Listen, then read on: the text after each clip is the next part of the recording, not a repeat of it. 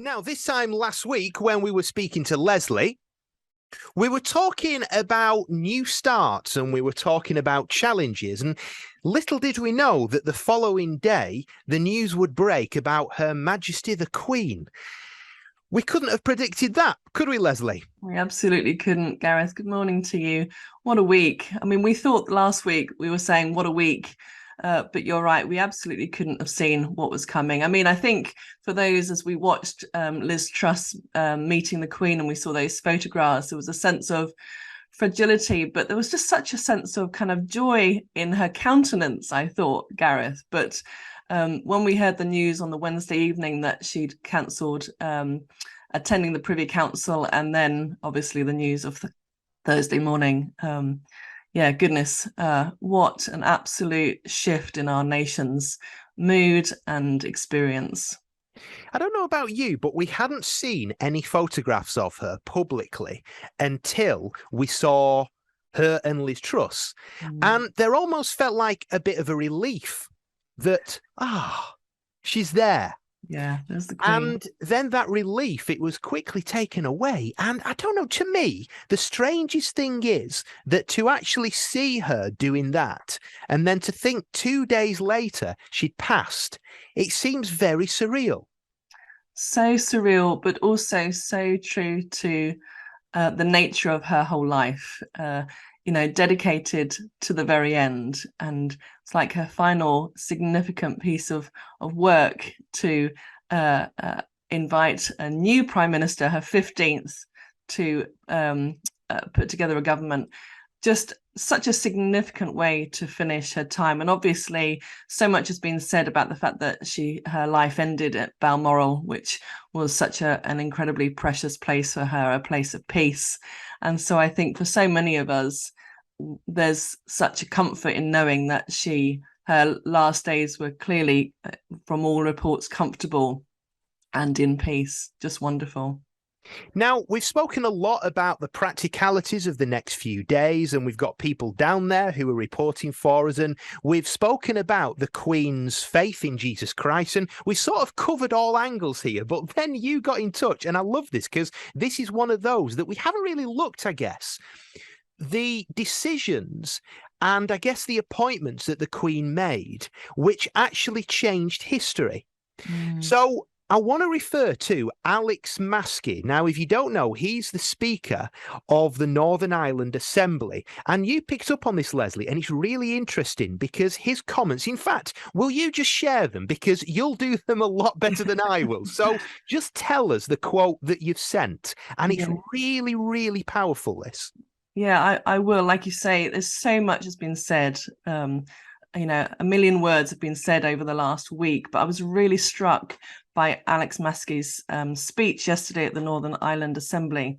And he said these words. He said, "She showed how a small significant gesture, a visit, a handshake, crossing the street, or speaking a few words of Irish can make a huge difference in changing attitudes and building relationships." It's really powerful. It is. And in fact, I saw for the first time, I think it was on the news last night, I saw the video of Her Majesty addressing what would have been the Assembly. And I don't know who the lady was to the left-hand side, but she was actually taken aback by the fact that the Queen spoke in Irish.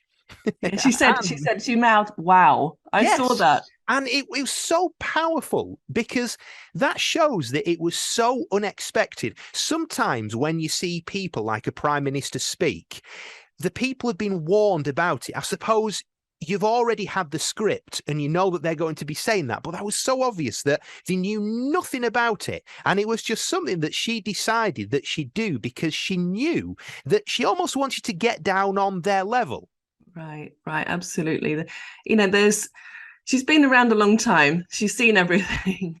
But I think it was, for me, we hear all the things that have been spoken about her and how she lived her life. She was ultimately a person of integrity, that the things that she said and how she lived her life totally matched up, which is incredible. And I think the fact that she understood people and she understood the depths of situations, she understood in the Northern Ireland and across Ireland, the history and the pain, and that was very personal for her as well. It wasn't something that she was herself immune to. There was just a sense for her that she understood what was important, to connect with people and to speak someone's language, both metaphorically and literally, is really important. And a lot of people have spoken about the importance of her Christian faith. And what's great is that when you're in a position of power, you want to please the people so much. If you're an MP, you want to get that vote. You don't want to offend anybody, because if you mention this, then it may upset those and it'll affect your future positions. But the thing is about the Queen is that she never shied away from mentioning about her Christian faith. And if you look through the Christmas speeches, and I don't know about you, but I find it really difficult to think that we'll never have another Christmas speech. We'll never have that time. I mean, there will be Charles doing them, but for some reason, I mean, all my life, all your life, and for so many people, it was a thing, right? The Queen's speech, and you'd almost, on Christmas Day at 3 p.m, everything stopped. Oh, essential. And last year, it was just, I think a lot of us knew with her age, I mean, 96 years old, you will automatically think, well, how many more of these have we got left? Right. But there was something about last year where it was talking about COVID and it was talking about the loss of her husband. And I found myself crying. I found myself just thinking, what a year it's been. And to think that she's trying her very best, and she was doing it so well, of still injecting some positivity into the nation. Yeah, I was listening to a report this morning about her positivity, and how somebody was saying even when the Windsor Castle was on fire, her personal secretary was saying when she returned back to the palace, she wasn't sort of looking miserable or anything. She said, well, at least we've saved a few pictures. And there's that sense of just her positive attitude. But I think, like you said earlier, Gareth, it was rooted in a deep faith in Jesus. It wasn't just she's a positive, jolly person. I think her faith, there was such a depth and reality to her faith that gave her these roots that enabled her to live in a way that was hopeful. We've talked in the past about hope, haven't we? And she genuinely lived in a hopeful way. And I do think that was absolutely grounded in her faith in Jesus. And like you say, her speeches, we've talked often, haven't we, about talking about our faith in very normal, natural ways, not being weird about the way we talk about our faith. I think she was an exemplar of someone who talked about her faith in very normal, natural ways. It wasn't just when I talk about my faith, it was integral to who she was and how she lived. And it's interesting as well, because a lot of my friends, they're not Christian, and they know about my Christian faith. And yesterday in our WhatsApp group, because friendship groups, it's not an official friendship group if you aren't in a WhatsApp group with it, so I'm told. And the thing is, but you must never leave those groups, because if do, you're cast out. Gareth has left the group. Yes.